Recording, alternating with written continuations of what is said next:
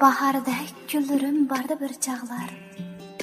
Bahardek güllerini sığındım acep. Şu sebep özümni taşlab etmedim. Ötsümü beşimdin talayla kısmet.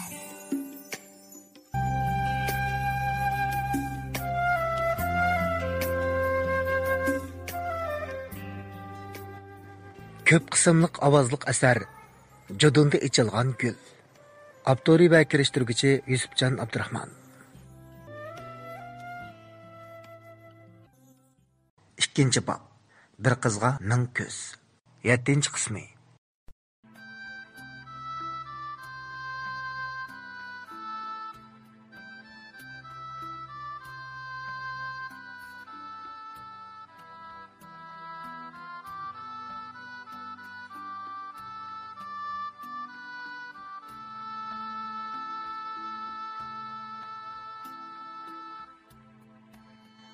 Bu kunlarda Ahsu Avaddan tanha çayxonlarga bekla kam chiqadigan bo'lib qolgan edi. Sababi nihoyatda aniq. U yanala xushxo'yni o'ylab azoblanib o'zining ojiz, majruh yorilib qolganiga zarlanatdi. Sevgi maktubi e'lon qilingan kechasi uning ko'zlaridan yosh qurimadi. Xushxo'y uningga telefon qilgan chog'larda u azoblarini chandurmay onun barliq sözlerini sabırchanlik bilan anglaydi. Ba'zi chaqlarda Xushxo'y uningdan mijozingiz yo'qmi deb so'rab qolsa, zukam bo'lib qolgan o'xshayman deb qo'yadi. U bu xil his tuyg'ularini hech bir kishiga deb bera olmay, bekla qiynaldi. O bir kuni o'zining yurak so'zlarini eng yaqin turdosh do'sti Tanha Burkutga deb berishni o'yladi. Bu chaqda Tanha Burkutmi dal Tanhaga telefon urush oldida turadi.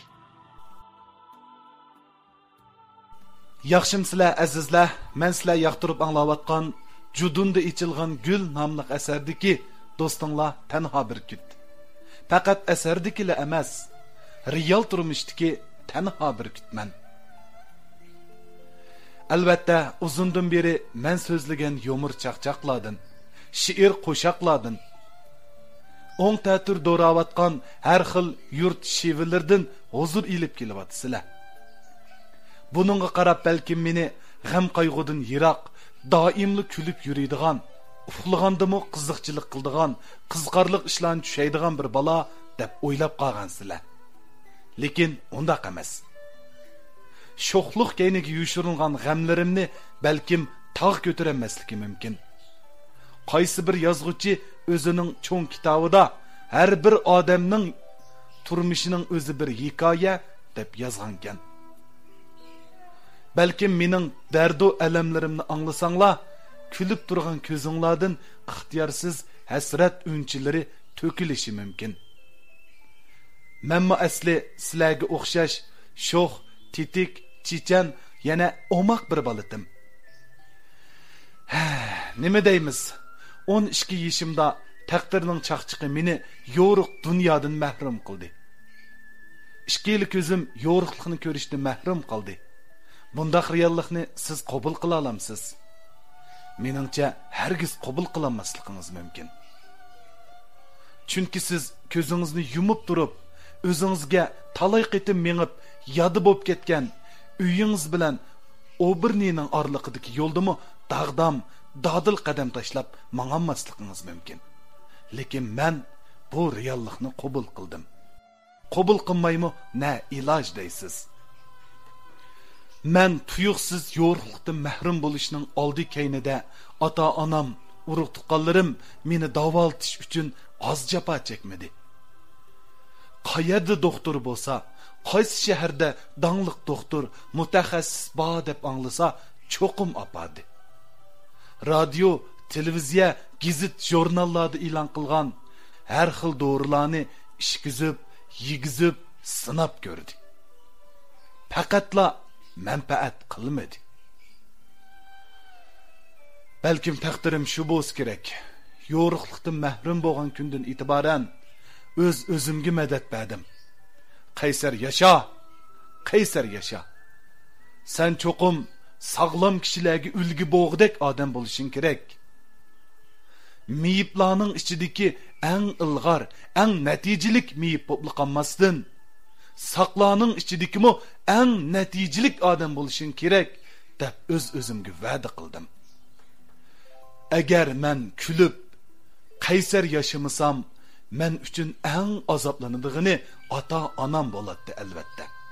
Chunki ular meni yo'riq dunyodan mahrum qilmaslik uchun az badal to'lamadi. Bu jarayonda bo'libmi mening jafokash onam men uchun nihoyat ko'p badallarni to'lagan.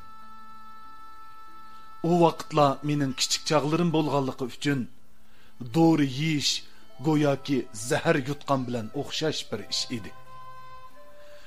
Mening 3 vaqt doramni ishkizish, 5-6 qitim ko'zimga dori temitish ishlarda men kapsizlik qilib, qarshilik ko'rsatib faqatla unimaydim. Onam bechora o'qituvchi bo'lganligi uchun o'qituvchiga xos oq ko'ngilligi, muloyimligi, odamni qoyil qilish ideyasi bilan har xil amal choralarni ishlatib, menga dori ishkizatdi va dorilarni temitatdi. Bu ishlarni hozir o'ylasam, bechora onamni naqadar jafoga selib qo'yganimni his qilaman. Men yo'riq dunyodan mahrum bo'lgandan keyin o'zimga xushallikni qayoqdan tepish to'g'risida o'ylandim. Do'stlarim bilan o'ynaymi? Yo'q, bu mumkin emas. Chunki men do'stlarimga o'xshash o'ynab kulib, kapsiz taychoqdek sakrab mahalla ko'ylarda mükümükilan oynayammayman. Do'stlarim qo'limdan yetaklab men bilan birlikda o'ynadimi deyli. Lekin do'stlarimning hammasi bu vaqtda maktablarda o'qiyotdi.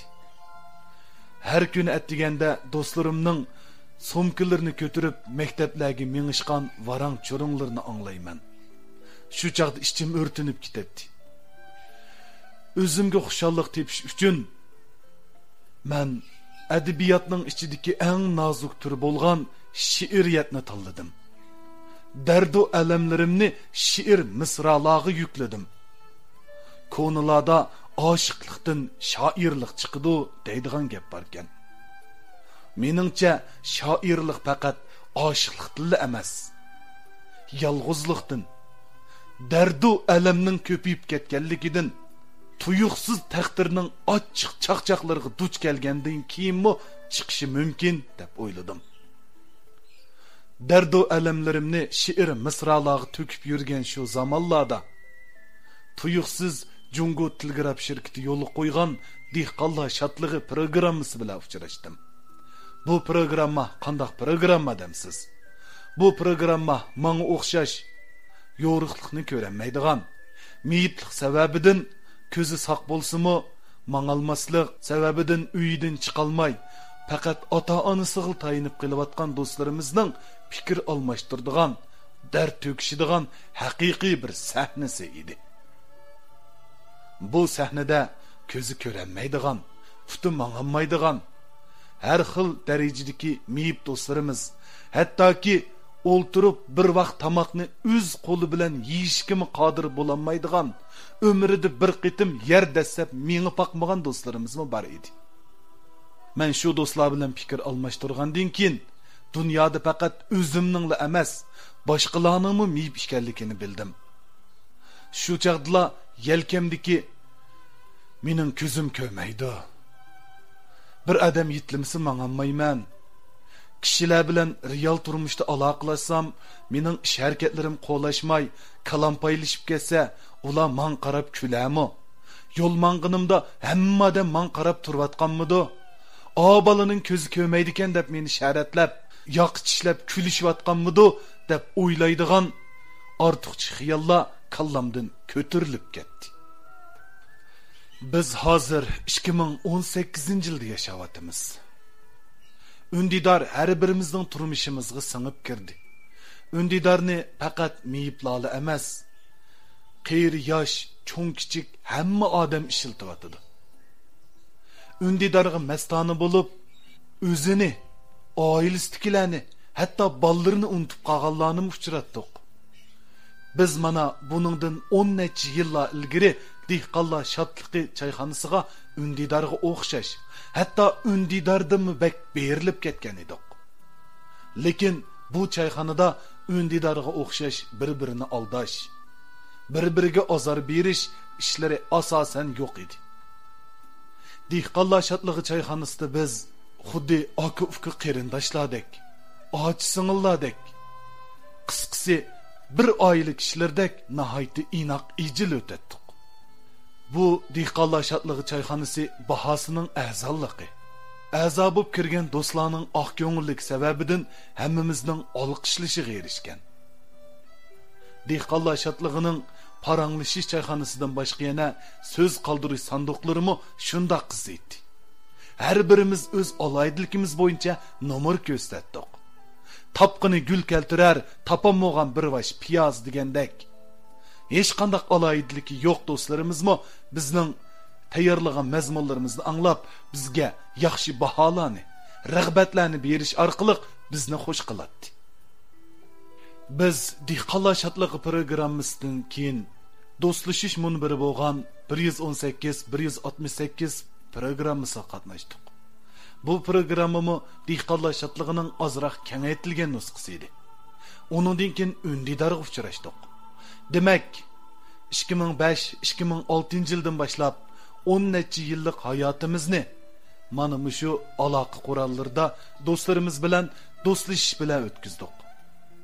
Bu jarayonda men Aqsu Avotdagi Tanha, Turpan Pichandagi Zulfiqarga o'xshash har xil darajadagi meyib do'stlarimiz bilan tanishdim. Bularning jismoniy jihatda meyibligini hisobga olmaganda ruhi shu qadar sog'lom edi. Men dehqonlar shodlig'i 118 do'stlashish klubi, undidar qatorliq aloqa vositalari orqali sabrchanlikni, shukr qanoatni o'rgandim. Dehqonlar shodlig'i mening o'z aloyidligimni namoyon qilishdagi tunji sahnam desam bo'ladi. Shu jarayonlarda do'stlarimizni xushal qilish uchun har xil ovozlarni do'rab baqatdim. Qamlashsin, qamlashmasin do'stlarimiz menga madad beradi. Shu orqali mening bugungi taraqqiyotim, bugungi natijam bo'lgan. Gap bu yerga kelganda men do'stlarimizga o'zimning she'riyat ko'chisiga haqiqiy turda qanday kirganligimni qisqacha deb o'tishga to'g'ri keldi.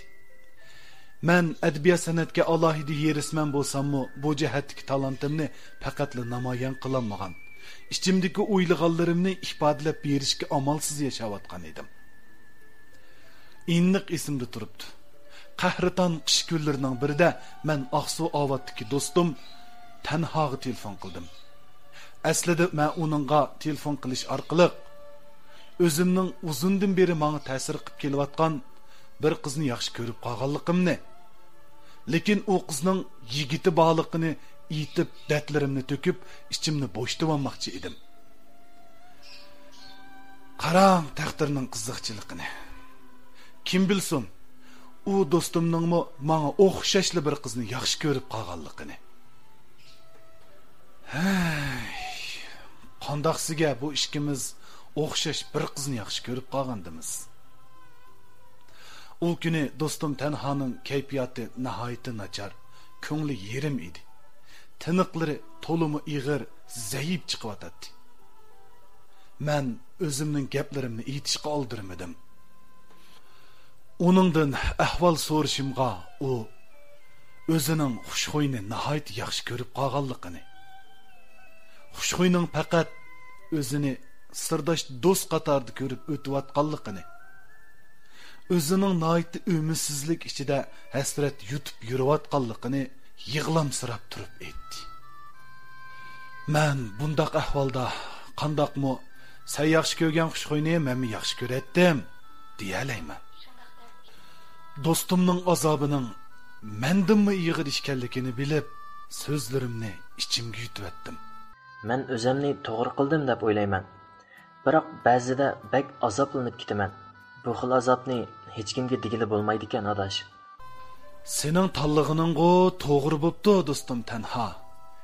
Lekin biz o'zimizni bundoq tashlasak bo'lmaydi, adash. Qara, cho'nglar kechi kunduz bizning g'amimizni yeydi, xushalligimizni izlaydi. biz ularning hech qanday ishiga yordamlashamaymiz. Buni oz degandek, ular bizga xushallik izlayotsa, biz o'zimizni qiynab, o'zimizni tugashtirib etsak, ularga uvol bo'lmam dadash. U chaqda biz uchiga chiqqan shaxsiyat jo'p ketmamdi qadash. Deganinglar to'g'ri. Lekin odamning o'ziga nasihat qilmoqi bak taskan adash. Men faqatli chiday olmay qoldim. O shundoq deb yig'lab soldi. Men Tanhoning xushxo'yga haqiqiy oshiq ekanligini bildim. Hamda do'stimning azobiga qarab, do'stimga yuztashlik qildim. Ha, shu. Seni uni bak yaxshi ko'rdig'ingni bildim. Mandaq gap qaradish. Biz yaxshi ko'rgan odam o'zini baxtli his qilsa, biz cho'qim xush bo'lishimiz kerak. Voy texi kim biladi, bizni o'zimiz o'ylab baqmagan baxt kutib turvatamdi texi. Ma'qul jinim adash. Bilimi sizlardek yaxshi do'stlarim bo'lib qopti. Bo'lmasa bu dardlarga qandoqmi qilatdim? Hey, uni unutib ketishim mumkin emas. Ammo sizlar degandek cho'qim bu ishlarni mangu yuragimda saqlayman. Xushxo'r, baxtli bo'lsalar, men xushal. Buni sir saqlashga menga va'da ber. Biz ta hozirgacha ko'rishib baqmagan bo'lsaqmi, lekin nihoyat yaqin do'stlardan bo'lib qoldik. Shuning uchun adash, cho'qim umid var yasha. O'lmagan jonda umid bor. Men Tanhoga tog'dan bog'dan gap qilib, uni buni deb kuldirib tasalli berdim. Mening tasallilarimning xili önümü bo'lgan edi. Do'stimning kayfiyatimi xilil yaxshilanib qoldi. Men shuningdan e'tiboran do'stim Tanhoga o'xshagan do'stlarimizning xushallik, g'am qayg'ularini ko'zda tutgan asosda shularning dardiga darmon bo'lish uchun o'zimning eng yangi ijodiy qiziqarlik mazmunlarim orqali ularni kuldirishni, eng yangi muhabbat liriklarim orqali ularga tasalli berishni, qisqasi har qancha hijron tog'lari besib tursimi, chandurmay, jushqun, sho'x kayfiyatda yashashni tanladim. Hamda shundan e'tiboran ko'rganki kishiga bu balaning faqat ximi yo'qchimi, davomliqli mana shundoq kulib yuridi. Tova, bu balaning umri shundoq kulk chaqchaq bilan o'tamdigando deganga o'xshash ta'sirlarni berdim. Mana bu mening natijam deb qarayman. Mana men shuningdan e'tiboran muhabbatga bo'lgan talpinishlarimni, ko'nglimda o'ylaganlarimni yuragimning pinhon joylariga ko'mvatdim.